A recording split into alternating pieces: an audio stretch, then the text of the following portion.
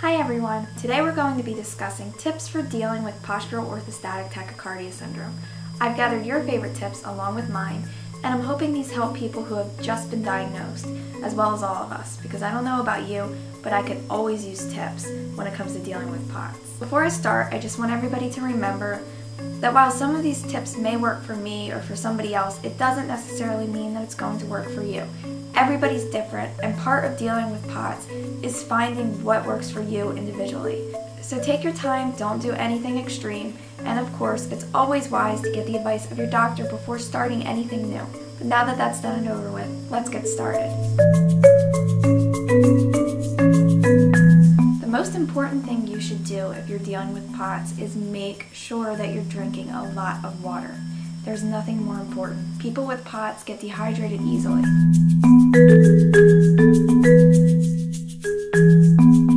I've gone back and forth throughout the years. I went through a phase where I drank a ton of Gatorade. The problem with Gatorade is that it contains a lot of sugar and a lot of calories as well. So you want to be careful with that and you want to limit it. I only use it during emergencies. If I really feel like I know I'm dehydrated, then I'll drink it. But I don't drink it regularly anymore.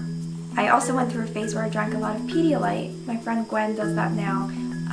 And that's good too. It'll definitely boost your blood pressure if you drink enough of it, and it does have a lot of salt in it. The problem with that again is I'm pretty sure it has high fructose corn syrup.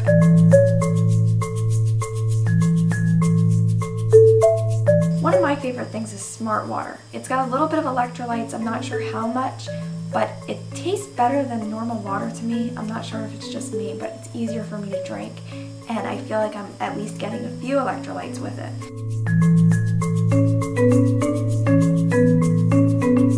And the other thing I like is seltzer water because it's nice to have a break from water. Sometimes you get nauseous after drinking a lot of it, and the carbonation really helps me.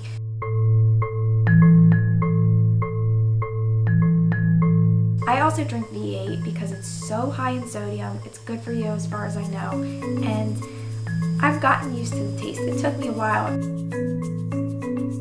Drink, drink, drink.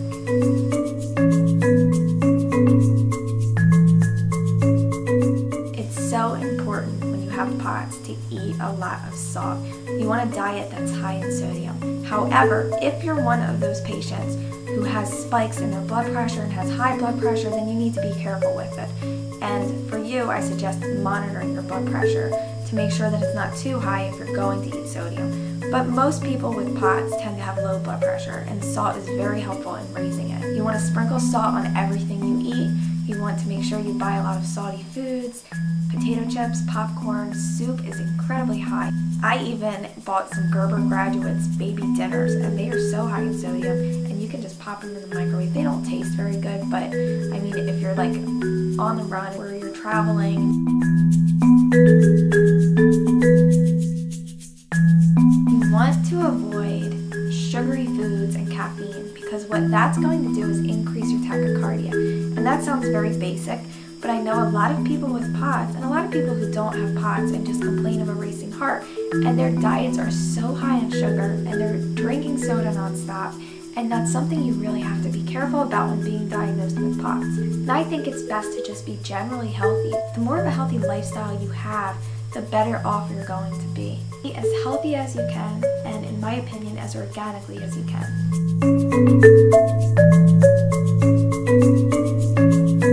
Moderate exercise is great for people with POTS. You want to start out slow. And the best thing is to buy a heart monitor. That's usually like a band that goes around your chest and a watch. And that way you can monitor what your heart's doing during exercise. But you want to start with exercise machines that are low to the ground, like the rowing machine or even the bike. Anything where your chest and your head is the closest to your legs is the best exercise. Crunches are good. Leg exercises. You want to focus on strengthening your calf muscles because that's where the blood tends to pool. You want to find the exercise that works best for you. I started out with like the rowing machine and the machines that were low to the ground, increasing my physical activity every day, little by little. A lot of you recommended clenching your calf muscles and moving your legs while standing in lines, or anytime you're standing upright, and that's a great idea and something I do out of habit and don't even realize. But A lot of you probably do too, because it's just kind of instinctual to want to move your legs when the blood isn't getting up properly. So yeah, moving your legs, constantly kind of shifting your weight. I find that if I'm sitting in class or anywhere where I'm sitting for long periods of time, I tend to change positions a lot. If you're feeling really sick or you know that your blood pressure is low, elevating your legs is helpful. I like to do that whenever I'm laying down, just so I get that extra blood, moving to my heart. So you can prop your legs up on some pillows and just lay back. And you can also even put your legs straight against the wall. That's a yoga pose that used to always be my favorite before I got sick, and I think I know why now. Some of you mentioned compression stockings, even abdominal compression. That's a great idea. I had one bad experience with compression stockings. I felt so uncomfortable, I just ended up throwing them off, but I do want to try them again because I've heard great things about them. Some people report gaining energy from it. I think that the ab compression is a good idea, especially for those who are having stomach problems.